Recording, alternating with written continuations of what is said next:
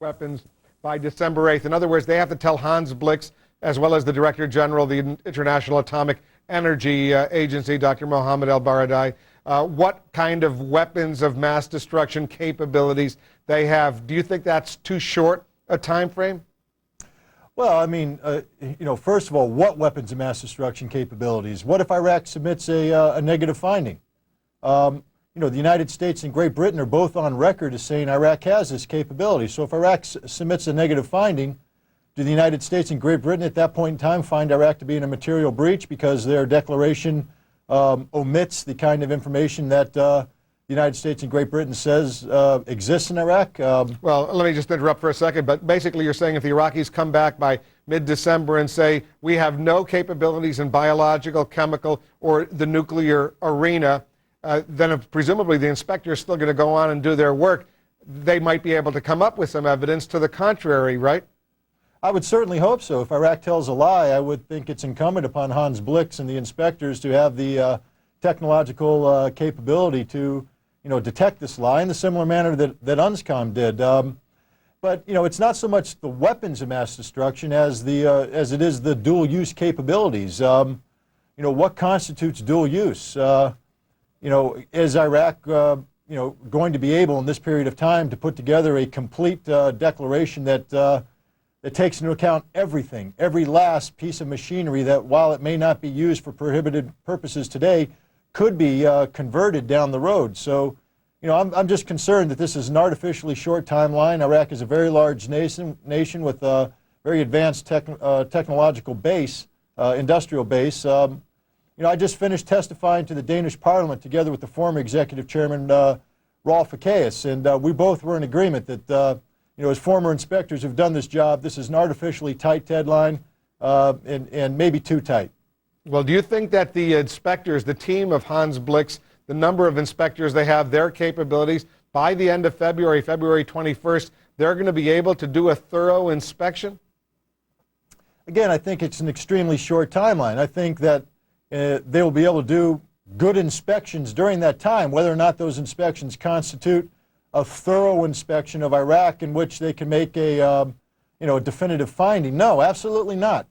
Minimum 6 months. Minimum 6 months, and realistically, you're talking about 2 years. Iraq is a big country. There's a lot out there. As I said, artificially short timelines, and I'm very concerned about it. Do you have confidence, though, in the integrity of Dr. Blix and Dr. El-Baradei? I have confidence in the integrity of the inspectors that work for them. I'm a little concerned that Hans Blix and Dr. Baradei showed themselves extremely susceptible to American pressure in the past weeks. When Hans Blix listens to Colin Powell, when the United States says that they will thwart the return of inspectors, I'm beginning to wonder who he works for, the United States or the United Nations. And when they get summoned by President Bush to the White House, again, I'm a little concerned, who their ultimate taskmaster is, the United States or the Security Council.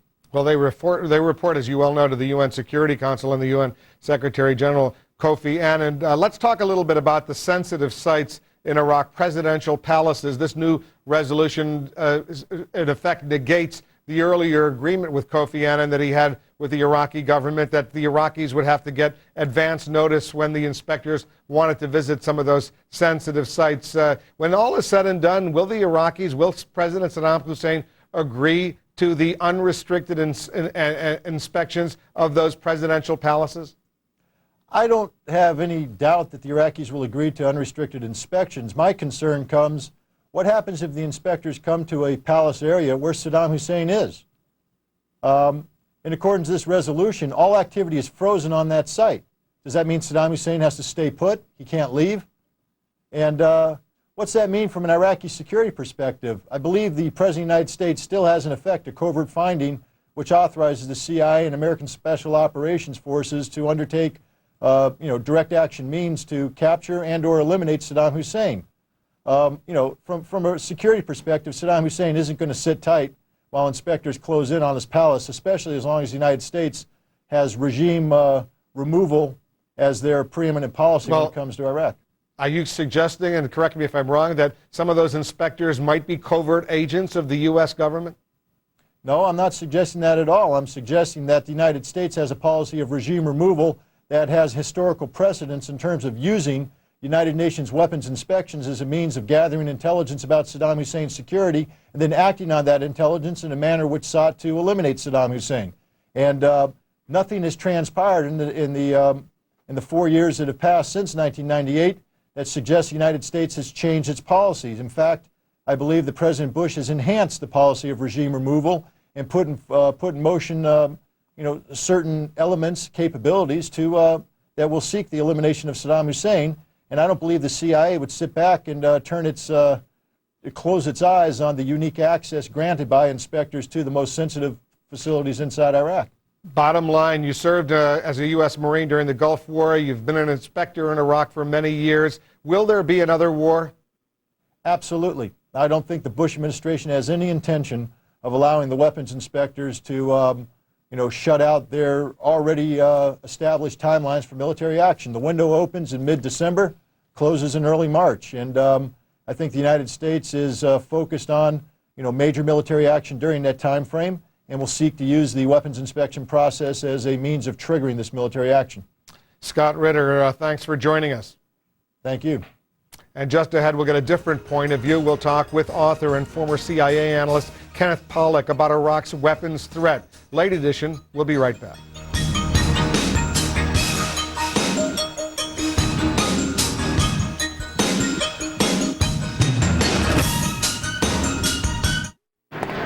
Yeah. I'm on a 10 o'clock flight. Business trip, huh? Remember, you can achieve success anywhere. For example, I've caught touchdown passes in all these cities. Jerry, but I've thrown touchdown passes in all of these cities. I was here first, Steve. So? You backup quarterback? Butterfingers. You pretty boy. Slowpoke. Wherever business takes you, Courtyard has what you need to be successful. Sports analyst. Step away from the vehicle. Now make 3 stays and earn 2 free nights. Call 1-888-MARRIOTT. Courtyard, your Marriott awaits. Oh. CNN Tonight, America's favorite funny lady, Carol Burnett, talks about her inspiring life story on Larry King Weekend. CNN Tonight, 9 East. I will own a Jaguar. I will own a Jag. A Jaguar. I will know the joys of all-wheel drive. Standard. I will own a Jaguar. I will. I will. Speed-sensitive steering. Standard. Complimentary scheduled maintenance. Standard. This Jaguar's mine. I will own a Jaguar. For exceptional values on the X-Type, visit Monty Shelton Jaguar today. Hi, I'm Keith Copeland. I'm inviting you to our 54th anniversary event. We are now offering the biggest price reductions on our major lines in years. We feature collections from Broyhill, Lazy Boy Stanley, Lexington to Tootsie, Clayton Marcus, and more. Substantial savings for every room in your home. We have what you are looking for, and it is on sale. As always, a helpful trained staff, great service, and the best selection. No sales tax, we pay it for you. Copeland's Home Furnishings, 11th and Washington, downtown Vancouver, USA. Remember the Queen of Hearts? Well, she recently fell in love thanks to the MatchLink Singles Network. Yes, she found her perfect match without having to browse through hundreds of ads. Now they do everything together. Sledding in the park, cuddling by a warm, cozy fire. They even went on a romantic vacation together. Yes, another happy ending. And your love life can have one too. The MatchLink Singles Network. It's safe, confidential, and enrollment is free. We asked our team of comedy writers to come up with something clever and hilarious. They had several ideas, not one of which was the least bit clever or hilarious. So we've decided to leave the comedy to the professionals, like Drew Carey, Home Improvement, Seinfeld, and Friends, and focus on other things, like hiring new writers. The non-stop comedy block on TBS Superstation.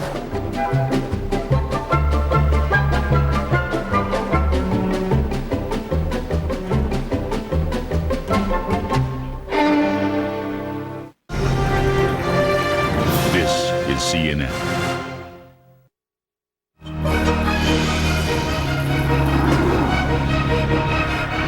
The choice does not rest in Washington. It does not rest in New York.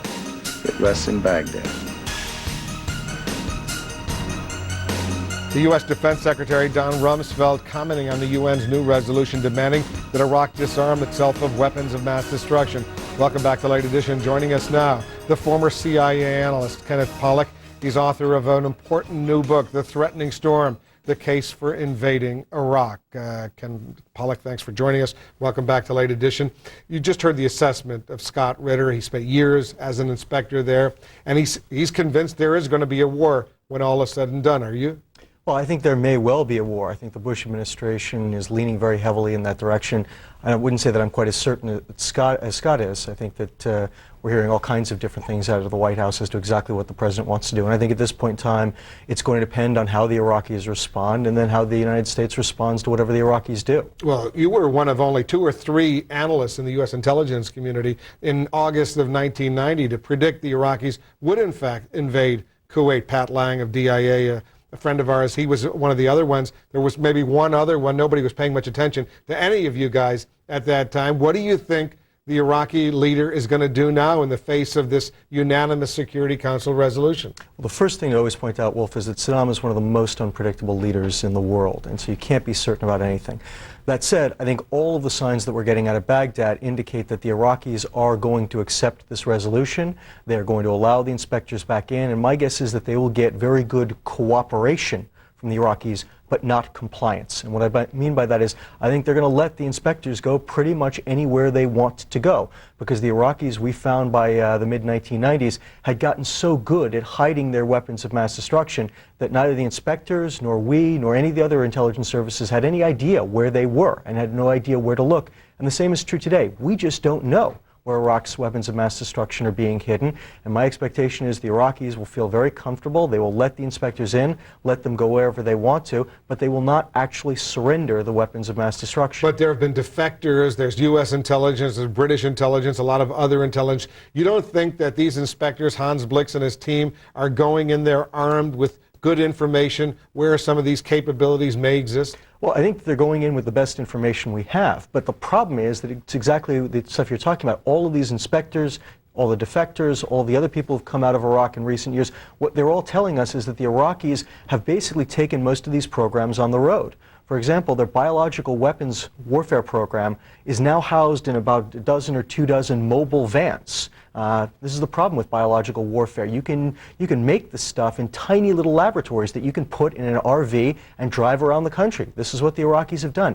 It is virtually impossible to find something like that, whether you are Hans Blix and the UN inspectors, whether you are the Central Intelligence Agency or the Mossad or MI6 or whomever. So in 3, 4, 5 months, whatever the timetable is, it's a lot less than that. And you heard Scott Ritter say he's not happy with this contracted timetable and the number of inspectors, most of whom have no experience in Iraq whatsoever. Can they really get the job done? I think it unlikely. I mean, first, I don't share Scott's sense of concern about Saddam Hussein's safety. I don't think that's the issue at all. With regard to the time frame, if the French and the Russians agreed to it, I think that's perfectly adequate. I think if Hans Blix had a problem, he would have said so. And let's face facts, the Iraqis have had 11 years to come clean, and this is the fundamental problem. What the inspectors cannot do is take the weapons away forcibly from an Iraq that doesn't want to give them up. And I don't think we've seen any indication that the Iraqis have had any change of heart. What are the chances of some colonel or somebody launching a coup or just taking one bullet and getting the job done, killing Saddam Hussein? It's certainly a possibility. Every year Saddam faces about a half dozen such coup and assassination attempts.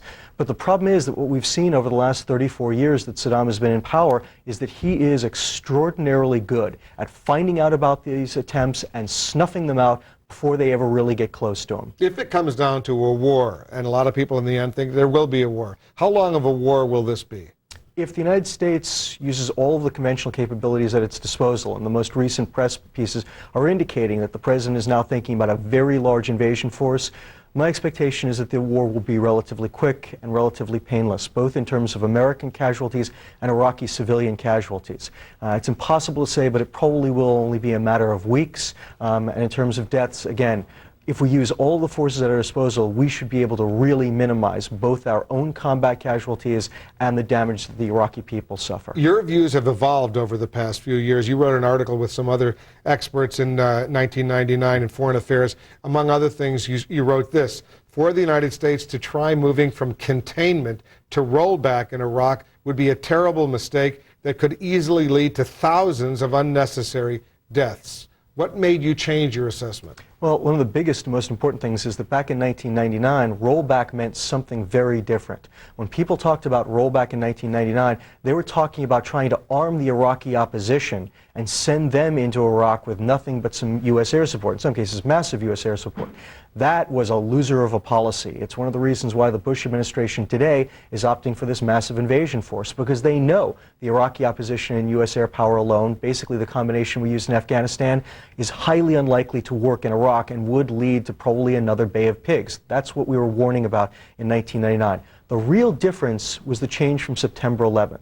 The sense that after September 11th, the American people were now willing to make sacrifices to prevent threats from abroad from coming home to visit us here, made it possible to think about a big invasion force, which even in 1999 I thought was a perfectly reasonable way to take on the threat. We only have a few seconds left, but does Saddam Hussein get it? Does he really understand the situation he's in, or is he surrounded by sycophants who are basically misleading him about the threat to his very survival? You know, it's always hard to tell what Saddam is thinking, but I think the best that we can guess right now, given what he's doing and saying, he seems to be pretty confident. He knows he's in a bit of a tight situation, but this is a guy who has wriggled out of one tight situation after another for 34 years, and he seems quite confident that he can do it again.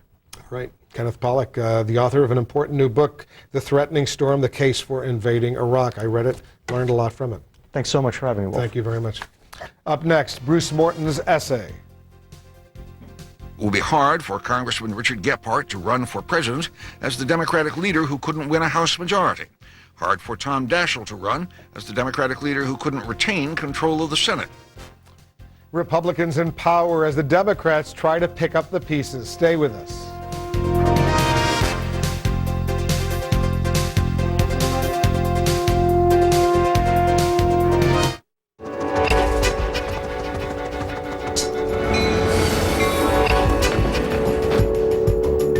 Beginning of the day, it's all about possibilities. At the end of the day, it's all about results. And everything in between is about how we can help you get there. Mellon Financial Corporation. The difference is measurable. Before we have a family, we wanted to fix up our home. But we're just starting out and don't have a lot of credit. So we went to the people we could trust, the same people our parents did. We're Household, and we're helping nearly 1 million families who need money for their homes. Because for almost 125 years, we've understood the hopes and financial needs of everyday people. Household, helping everyday people, every day. I want my child to experience the wonderful things available online, but her safety is important to me. That's why we chose America Online. AOL invented parental controls and made it even easier to use. I can set limits, who she can talk to, where she can visit, no different than our other rules around the house. I trust AOL. I feel better knowing she's safer. After all, she's my baby. Better parental controls on America Online 8.0. Welcome back. With the dust still settling from the midterm elections here in the United States, Bruce Morton shares his thoughts about the future of both political parties. The stock market fell more after President Bush's inauguration than during any similar period since the Hoover administration. The economy lost more than 2 million private sector jobs. So, of course, Bush campaigned tirelessly for Republican candidates, and in last week's election, his party took control of the Senate and gained seats in the House. No president since Franklin Roosevelt has gained during his first midterm election. Does that mean he'll be able to get whatever legislation he wants through Congress? Well, as they say in those car rental ads, not exactly. Republicans will now chair Senate committees, will set the agenda, decide which bills come to the floor, and so on. Those are real advantages, and Bush will undoubtedly get some of what he wants. More conservative judges confirmed, perhaps. Still, the Democrats held a slim Senate majority these past 2 years, and they couldn't pass their version of a prescription drug bill, a new Homeland Security agency, and so on. Individual senators can still put holds on bills or nominations, and because the opposition can always threaten filibusters, it often takes 60 votes to pass anything, permanent tax law changes, for instance, and neither side, of course, has 60. Trent Lott, the once and future majority leader, said, The Senate was designed by our forefathers to be very slow and difficult to move, and boy, they succeeded. Politically, some things have changed. It will be hard for Congressman Richard Gephardt to run for president as the Democratic leader who couldn't win a House majority. Hard for Tom Daschle to run as the Democratic leader who couldn't retain control of the Senate. The consensus is the Democrats didn't have much of a message this fall and need one. That may help relative unknowns like Vermont Governor Howard Dean. It may help John Kerry of Massachusetts, who was willing to criticize the president on foreign policy and who said after the election, "We Democrats must offer a vision that looks beyond the next poll. We must begin by demanding a different, better, fairer economic policy. We must say it plainly, stop the new Bush tax cut." That's one message. Time may yield others. The Democrats are not in danger of extinction. Last week's elections often were very close, but they certainly failed to find a theme that reached the voters. They have 2 years now in which to regroup and try again. I'm Bruce Morton. Thanks very much, Bruce. It's time now to say goodbye to our international viewers. Thanks very much for watching. Coming up for our North American audience, the next hour of Late Edition, the government decides where the sniper suspects will stand trial. Is the ultimate punishment preordained? Late Edition, we'll be right back.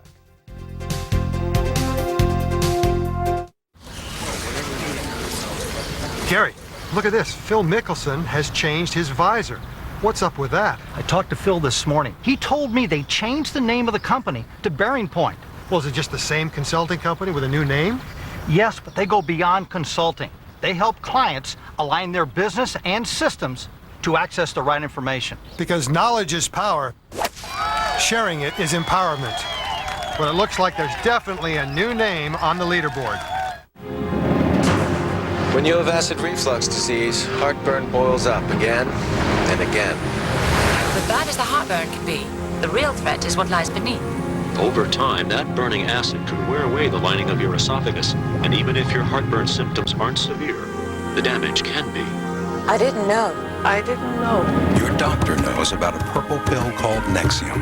Nexium goes to the source of the problem, actually reducing the amount of acid your body creates. For many people, one prescription Nexium a day provides complete 24-hour Day and night heartburn relief. And importantly, Nexium is proven to heal acid reflux erosions in the esophagus. Other serious stomach conditions may still exist.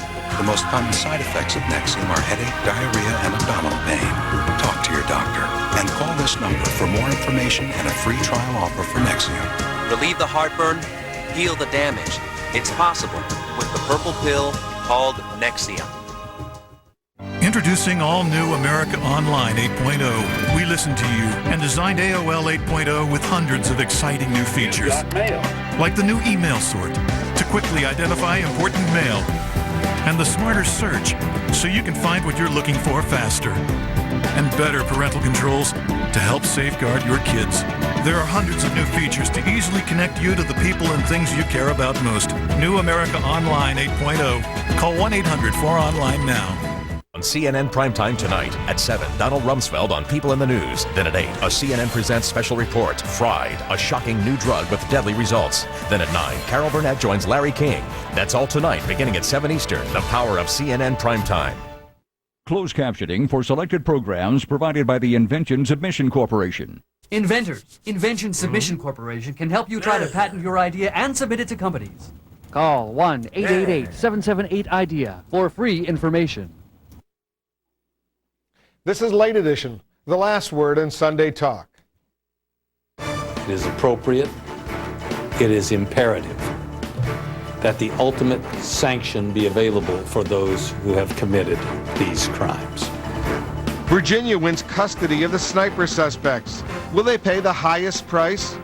We'll ask Virginia Attorney General Jerry Kilgore, former U.S. Attorney General Dick Thornburgh, and former White House Special Counsel Lanny Davis. Then, fast-paced talk, Sunday style. If they're successful using Democratic tactics to get out the vote, you could see some Republican upswing. The grassroots level where you can really go knock on doors and get the people out there, you can hear it, you can feel it. Sometimes the White House is so intent to stay on their own message that they just refuse to get him caught up in what everyone else is talking about. The one thing you can't do with this White House is, in a sense, keep secrets from it that eventually puts it in an embarrassing situation. Late Edition's final round. You've got questions, they've got answers.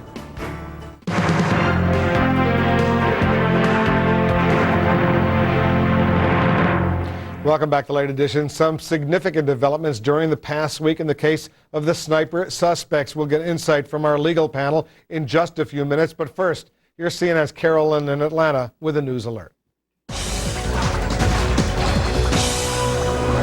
Thanks very much, Wolf. New information is coming out in Senator Paul Wellstone's deadly plane crash. The Minneapolis Star-Tribune reports the plane's pilot exaggerated his flying experience at American Eagle. The paper says Richard Conry only trained at the commuter airline and never had major experience there. Conry did have proper FAA certification as an air transport pilot. Parts of Tennessee are adding up their damage from a deadly weather system. High winds, possibly from tornadoes, are blamed for 3 deaths in the state. The severe weather struck western and middle Tennessee overnight. Iraqi President Saddam Hussein has called an emergency session of the National Assembly. Iraqi television reports the body plans to discuss the UN resolution that demands Baghdad comply with arms inspections. Iraq has until Friday to respond to the UN resolution. Meantime, Arab foreign ministers meeting in Egypt issued a statement unanimously supporting the measure and are urging Iraq to abide by it. I'm Carol Lynn. Now back to Late Edition with Wolf Blitzer. Wolf? Thanks very much, Carol. The Attorney General, John Ashcroft, announced during the past week that the sniper suspects, John Muhammad and John Lee Malveaux, would stand trial in Virginia. The pair are accused of attacks in that state, as well as Washington, D.C., Maryland, Louisiana, and Alabama. They're also being investigated for a killing in Washington state, as well as another killing in Georgia. Joining us now to talk about where all of this stands are 3 special guests. In New Orleans, the Attorney General of Virginia, Jerry Kilgore. Here in Washington, the former Attorney General of the United States, Dick Thornburgh, and the former White House Special Counsel in the Clinton administration, Lanny Davis. Thanks to all of you for joining us. And let me begin with you, Attorney General Kilgore, in New Orleans. This whole decision to go forward and select Virginia for these 2 separate trials, was that simply the result of Virginia having a strong death penalty law? I think that helped, but I think that the Justice Department also looked at the evidence, and they looked at the experience of our prosecutors on the Virginia side. Has, we were reading in the paper today, the young 17-year-old John Malveaux, during some 7 hours of interrogation, has he confessed to at least some of the killings? You know, I'm not going to talk about the actual evidence that we're going to be presenting, but we have charged that he was the shooter in the incident there in Fairfax County, and I believe that the Fairfax County Commonwealth Attorney will be able to prove his case. Are you comfortable that a 17-year-old did submit himself to some 7 hours of questioning by law enforcement? I'm convinced that the law enforcement officials knew what they were doing and did the right thing. Because his defense attorney, his court-appointed defense attorney, Michael Arif, had this to say on Friday. I want you to listen to what he said. I don't think you're going to have a confession from something he didn't do. At this point, we're pleading not guilty. That's the intent. That's the plan. We're going to trial. Well, he also went on to say, I'm not at all comfortable with a 17-year-old being in police custody, being interrogated for that long period of time with any representation. I have a lot of problems with that. We'll see what the judges have to say, obviously raising the possibility that any confession, anything he may have said, could be thrown out, not necessarily admissible. Well, I'm sure he'll file the motions, and I'm sure the judge will hear all the evidence and all the facts and circumstances surrounding the interrogation, but we're convinced that we'll move this case forward and get guilty verdicts. Should there be a different standard for a 17-year-old, Attorney General Kilgore, as opposed to a 41-year-old as far as the death sentence is concerned? I've always said no. It makes no difference to the victim whether the individual is 17-year-old or 18 years and 1 day. What has happened is a violent crime has been committed, and that individual had the intent, the 17-year-old will have to show had the intent to commit this heinous crime and should therefore face our most serious punishment. And a jury of 12 individuals will decide that in Virginia. What about his fingerprints? Were they found on that Bushmaster rifle that was in that Chevy Caprice? Again, I've read that in various newspaper reports, but I'm not going to get into the actual evidence that will be submitted. I'm convinced the Commonwealth Attorney, Mr. Horan, is getting prepared and will be ready for the case. All right, stand by, Attorney General, because I want to get some other points of view now. Lanny Davis, you're a lawyer. You followed this case closely. You have a problem with the way Virginia authorities are dealing with the 17-year-old John Melville? Well, first of all, I have a problem with the Attorney General assigning this to the state of Virginia without coming back to the place where most of the murders were committed, where the entire investigation was based in Montgomery County, Maryland, where I have to live, where we have experienced prosecutors, and where the state of Maryland does have a death penalty. With all due respect to General Kilgore, who I have a great deal of respect for, I believe that the judgment Attorney General Ashcroft made was too hasty and perhaps can be reconsidered.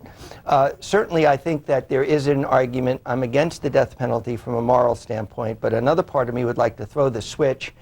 Since somebody actually associated with my law firm, her husband was one of the victims, and I certainly feel that emotionally I would love to throw the switch, but my moral sense and my sense that the death penalty is discriminatorily applied gives me pause. But I at least would say on the 17-year-old question, maybe General Kilgore or my friend Dick Thornburg would answer. Suppose it was 16, suppose it was 14, suppose it was 10. Is there any judgment we make about maturity levels that we don't impose capital punishment? Right. I don't know where the line should be drawn. Well, let me ask the former Attorney General of the United States, Dick Thornburg. You have a problem with what your successor, one of your successors, John Ashcroft, did in giving Virginia first crack at these two suspects? No, I think he made a very logical decision about where to undertake the first trial of these cases. You've got to remember there are 21 separate shootings here involving 14 homicides. In theory, all of those could be tried eventually.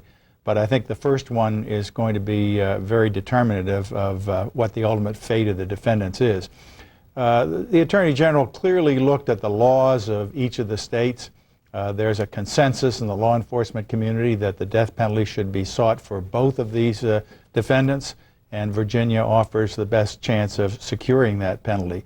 Moreover, I think as Jerry Kilgore said, the experience of the prosecutors in these counties, particularly experience in trying capital cases, is unparalleled, and that is another reason why it's clear that the Attorney General made a careful decision about where to place these cases. As you know, Lanny Davis, that Maryland does not have a strong record on the death penalty, 3 executions since the 70s when the Supreme Court lifted the ban, and right now there's a moratorium on Maryland. If you're a strong advocate of the death penalty, as the Attorney General of the United States is right now, let Virginia take the issue. Well, first of all, I respect the Attorney General Ashcroft's reasoning if he wants to electrocute people, but I would think that the Attorney General, who's supposed to do justice, would consider that there were more people killed in Maryland by these people, allegedly at least, and the investigation, as everyone knows, Chief Moose had assembled with him in Montgomery County, Maryland, and it just seems to me a hasty decision to assume you can't get the death penalty in Maryland rather than a more considered decision. I think it's noteworthy that Chief Moose supported Attorney General Ashcroft's decision to try these cases. He was at the announcement when the Attorney General made that announcement, as was the Montgomery County Executive Doug Duncan, who was there as well. The Montgomery County Prosecutor, Doug Gansler, was pointedly not at that announcement, as you probably noticed, right. Lanny Davis being a longtime observer of Montgomery County politics. Attorney General Kilgore, what do you say to those like your counterpart in Montgomery County, Maryland, Doug Gansler, the prosecutor, who say that 6 of the killings were in Montgomery County? That's where the task force was based. That's where most of the work was done. Why not let them get first crack at these guys? You know, again, we had to look at the best laws, the best prosecutors, and the best range of punishment. Virginia carries out the death penalty, offers the death penalty to be considered by the jurors, and at the end of the day, it'll be a jury decision. I believe the law enforcement community is unified in this, and I believe that those of us in the prosecuting community are going to be united as we go forward, as we start working with each other to get the evidence in Virginia and then in other parts of the nation. Attorney General Kilgore, you heard what Lanny Davis said. What is the cutoff point? I believe in Virginia, the cutoff point for the death penalty is 16 years old. Is that right? That's right.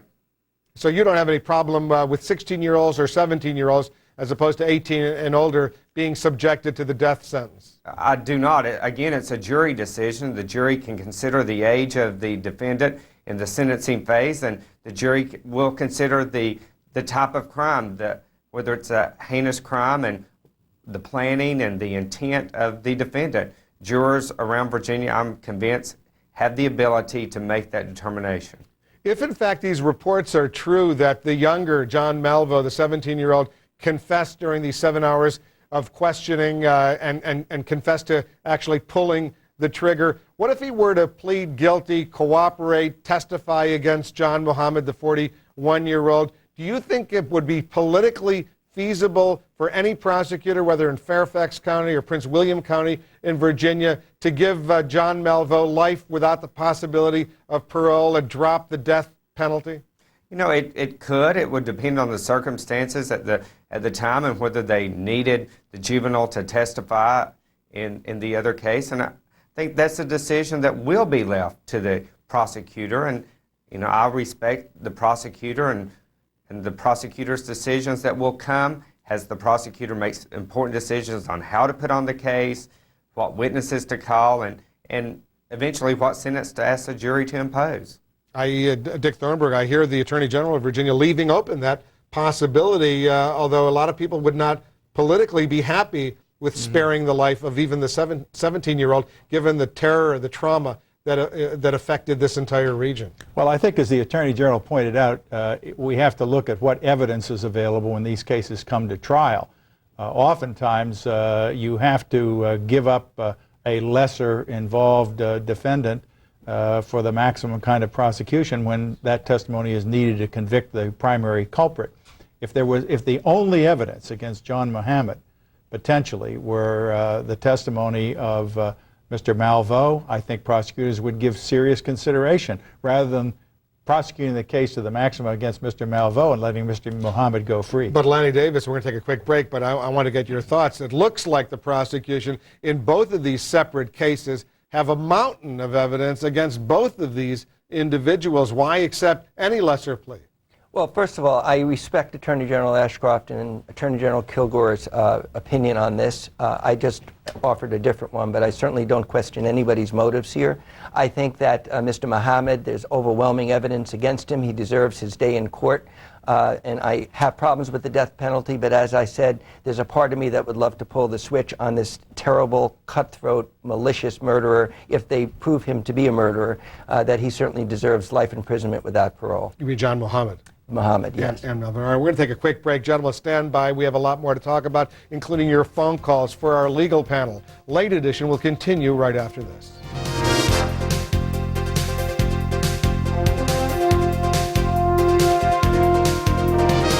CNN Monday, Christiane Amanpour hits the streets of Saudi Arabia to reveal some surprising views of America. CNN Monday, 7 Eastern.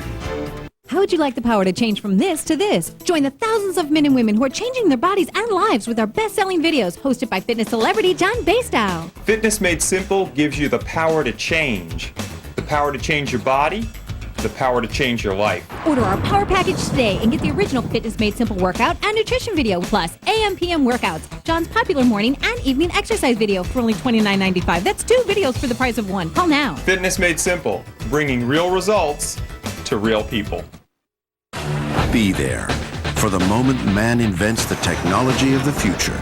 Live the stories of marvels built from dreams and sweat, and technology designed to achieve the unachievable.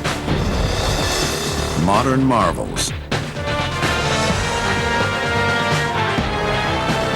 Brought to you by Jaguar and the all-wheel drive Jaguar X-Type. Experience the X-Type at your Jaguar retailer today. This is CNN. This is CNN.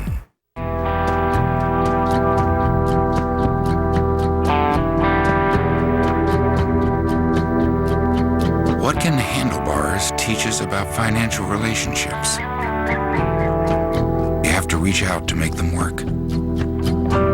They're most valuable when faced with the unexpected. Wisdom is everywhere. Uncommon wisdom is knowing how to apply it. Wachovia Securities. Attention homeowners, mortgage interest rates have changed. If you still haven't refinanced your old higher interest mortgage to a new lower fixed rate, or if you want to cash out some equity, now may be a great time to lock in a new low fixed rate from Ditech.com. Don't wait for mortgage rates to go up again. Refinance now while Ditech's rates are still low. Call 1-800-71-FIXED or log on to Ditech.com right now. Ditech.com, your mortgage solution delivered. What are claustrophobics doing in an elevator? Facing their fears, but you're missing the point. Someone's joining us. On her way to ship important packages, a small business owner gets on the elevator with them. But instead of panicking, her survival instincts kick in. Stop, drop, and roll? Yeah, that's it. That's what I'd do. Well, she remains calm, knowing FedEx has fast, reliable service with a money-back guarantee, proving there was nothing to fear but fear itself. I'm afraid of heights. This isn't about you. Okay. We believe that the first prosecutions should occur where we have the best law, the best facts, and the best range of available penalties. The Attorney General of the United States, John Ashcroft, outlining why Virginia will be the first state to put sniper suspects John Muhammad and John Lee Malvo on trial. We're continuing our discussion with the Virginia Attorney General, Jerry Kilgore, the former U.S. Attorney General, Dick Thornburgh, and the former White House Special Counsel, Lanny Davis. We have a caller from Canada. Go ahead with your question, please. Yes, the question is for the whole panel. What kind of precaution, very much precaution taken while these two snipers are in custody and they go on trial? All right, a good question for the Attorney General of Virginia. What kind of security you have around these two suspects? You know, I think there'll be a tremendous amount of security with assistance from the federal authorities as well as the state authorities. Attorney General Kilgore, the ex-wife of John Muhammad, gave an interview to the Washington Post on Friday. I assume you saw it. Among other things she said in that interview, she said this: "I'm sure he had me in his scope. This was an elaborate plan to make this look like I was a victim so I could come in as the grieving father and take the children. They all died because of me." Mildred Muhammad saying, since she lived outside Washington, in suburban Maryland, that if she were one of the random victims, he would then be able to regain custody of his children. Do you believe that? Well, it was a very troubling interview that I read. You know, she's obviously been very fearful of Mr. Muhammad and certainly, you know, may even be a witness in one of the cases in Virginia. When you say that, could you elaborate a little bit? I mean, you know, the prosecutors could choose to want her to come down and testify about her relationship with Mr. Muhammad, her knowledge of the issues she was going through with Mr. Muhammad, as well as to prove opportunity that he was there in the area. Lanny Davis, do you believe these two suspects can get a fair trial in Fairfax County and Prince William County outside of Washington, D.C.? Yes, I do. I've always believed in the jury system. I think that most jurors respond to the instructions of only reviewing the evidence in the courtroom. I think people in this area are capable of that, and I do believe that both of these gentlemen, and I've been appointed, court-appointed counsel who are very, very forceful, and I think they will get a fair trial. Whatever the ultimate conclusion, there's going to be a blizzard of motions filed before this case comes to trial as much as a year from now. There are going to be changes of venue sought. There are going to be insanity or mental deficiency tests raised. There are going to be objections to any statements taken from the individual defendants. You'll see the full panoply of defense weapons that will be available to these two individuals, and that's as it should be. That's the way the system ought to work. Attorney General Kilgore, do you believe that there can be that a motion to move these trials to a different location because of all the publicity in this area, the fear that was so all-pervasive, might work? You know, I believe that jurors in Prince William and Fairfax could be fair. You know, I don't believe there's a need to change the venue and move it somewhere else in Virginia. I think we can find the jurors there that will be fair, listen to the evidence before them, and make a determination of guilt and innocence and then sentence. Attorney General Kilgore, as you well know, the prosecutors are also, in addition to the state laws on the death penalty, who pulled the actual trigger, the killer, if you will, they're also relying on a new terrorism law that was enacted in Virginia after 9/11. I want you to listen to what Paul Ebert, the prosecutor in Prince William County, said on Friday about this other law upon which they're basing their case. No, the grand jury last month returned 4 indictments, 2 of those charging capital murder. One of them is a new statute, relatively new. It involves murder in the course of what has been deemed terrorism. That's an untested statute, but we believe that it applies in this case. Attorney General, how significant is that terrorism statute in building the case? You know, this was a bill that we sponsored out of the Attorney General's office last year in response to 9/11. We believe the anti-terrorism bill gives a new tool, a new weapon in the arsenal of these prosecutors to prove that these 2 individuals were terrorizing entire communities, and we know that was going on. Shopping centers were seeing little activity. Gas stations were seeing almost no activity because of the snipers moving around in the Washington suburbs. The new terrorism law would allow them to prove their case without actually having to show which one of the individuals was the trigger person. It's a new law that is untested. I agree with Mr. Ebert, of course, but it's an opportunity for these prosecutors to move on and trial the new law. Is that a risky strategy, Attorney General Thornburg? No, I think it's a belt and suspenders type of approach. New statutes will raise new questions inevitably, and these will be thrashed out in the courts, but they have a solid case under the capital murder statute in Virginia, and using this terrorism statute is a logical extension of that. We only have a few seconds left, Lanny Davis, but before I go, I understand you spoke to Harold Ford, who wants to be the next Democratic leader in the House of Representatives. He's challenging Nancy Pelosi, who says she has the votes already to become the minority leader. Well, first of all, I'm not sure that people who publicly announce their commitments are actually still to be counted, since Congressman Ford has just recently indicated after those public commitments. Secondly, Nancy Pelosi is an old friend of mine. I'm an unapologetic progressive Democrat, but I think we need a new voice. And Harold Ford is one of the most exciting new voices our party has. If not as minority leader, wish it were majority leader, he certainly should be out there speaking on our behalf, and perhaps as head of our party someday. But now I think Harold Ford is a new face, a new voice that ought to be given serious consideration by the House Democratic Caucus. But is he telling you that some of those votes that she says she has, she doesn't have? Well, let me just say that Congressman Ford believes that many of the people who were publicly committed to my old friend Nancy Pelosi now are reevaluating that they have an alternative. It doesn't mean that they've changed their minds, but they shouldn't necessarily be counted as inevitable. All right, Lanny Davis, we'll leave the political world right there. Thanks so much for joining us. Dick Thornburg, always a pleasure. Attorney General Kilgore, I hope you'll come back on our program. Thanks for spending some time with us. Good luck to you and all of your people in Virginia. Thank you. Up next, our final round. Our panel weighs in on Iraq, the election results, and much more. The final round, right after a news alert. You saw your organization's color needs increasing. You knew that adding more single-function color laser printers wasn't going to cut the mustard. You knew it was time to turn to Canon for its color solutions. Now, my friend, it's time to reap the rewards.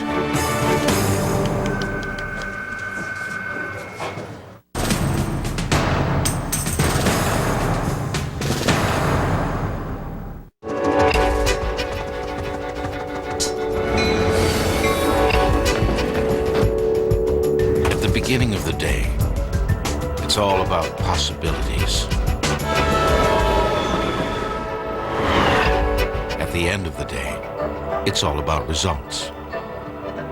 And everything in between is about how we can help you get there.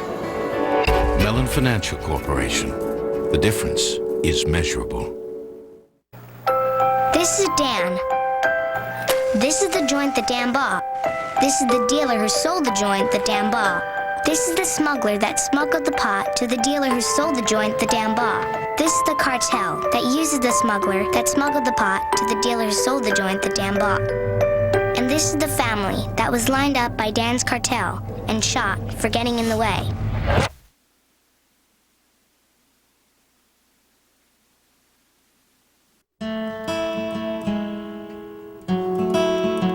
In the 1860s, we began connecting a continent, building a network so powerful it would transport an entire nation into the future. I guess you could say we've been online for the last 140 years.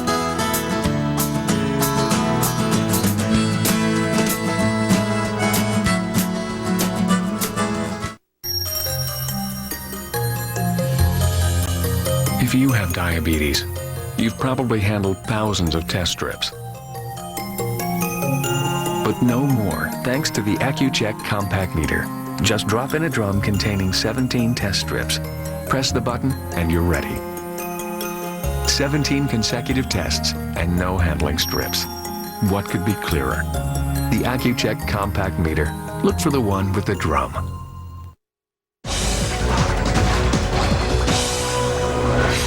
Hello, I'm Carol Lynn at the CNN Center in Atlanta. Late Edition with Wolf Blitzer continues in just a moment, but first we want to check the headlines for you. Iraqi President Saddam Hussein has called his country's National Assembly into emergency session. Reports say lawmakers will discuss Friday's UN resolution demanding that Iraq disarm immediately. The deadline for a response from Baghdad is Friday. 22 Arab foreign ministers meeting in Egypt say they believe Iraq will abide by the UN resolution. Today, they issued a statement unanimously supporting the measure. They're urging Iraq to go along with the resolution calling for disarmament. But the ministers are also demanding Arab experts join UN inspectors in Iraq. An update today in the investigation of the attack on the USS Cole. The latest issue of Time magazine reports U.S. counter-terror operatives in Yemen are searching for a bakery owner in connection with the October 2000 bombing. The report quotes an unnamed U.S. official. One of the masterminds of the Cole attack was reportedly among 5 others who were killed Monday in a U.S. drone missile strike. I'm Carol Lynn. Another update at the top of the hour. Late Edition with Wolf Blitzer continues after this short break.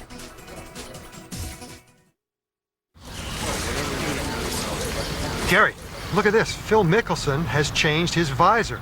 What's up with that? I talked to Phil this morning. He told me they changed the name of the company to Bearing Point. Well, is it just the same consulting company with a new name? Yes, but they go beyond consulting. They help clients align their business and systems to access the right information. Because knowledge is power. Sharing it is empowerment. But it looks like there's definitely a new name on the leaderboard.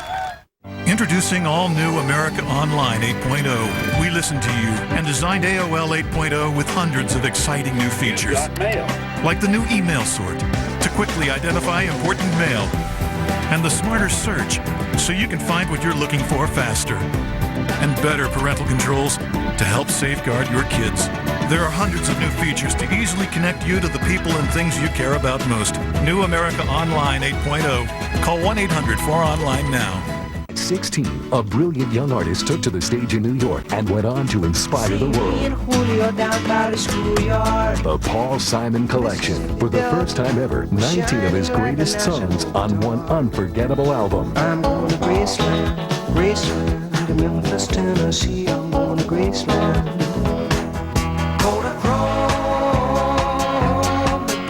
Paul Simon has won more Album of the Year and Record of the Year Grammy Awards than any other artist in history. The Paul Simon Collection, the essential songs from one of our greatest American poets. The Paul Simon Collection also includes a bonus, limited edition live disc featuring 5 previously unreleased tracks. To order the Paul Simon Collection, call the number on your screen or send $18.98 for 2 CDs plus $4.95 shipping and handling to the address shown. Call now, rush delivery available. Order now and receive a limited edition print with your paid order. You may have heard wine drinking can benefit your heart, but could it also be good for your brain?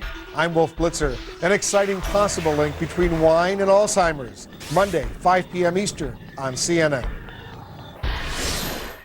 A new drug That's your what? That's your illy. with a dangerous twist and potentially deadly consequences. Tonight, CNN presents a special report. Serena Allshaw takes you into a dark world where dealers are selling. It makes over $1,000. Kids are using. Kids 10, 11, 12 doing it. And police are in a race to control this new threat. CNN presents a shocking look at this frightening trend. Fried, CNN tonight, 8 Eastern.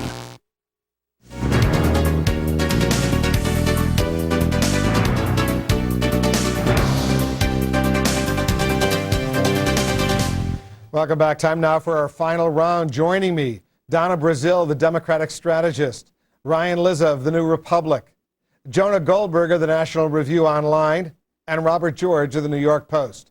We begin with a major international victory for President Bush. The UN Security Council voted unanimously on Friday for a resolution demanding that Iraq disarm itself of weapons of mass destruction.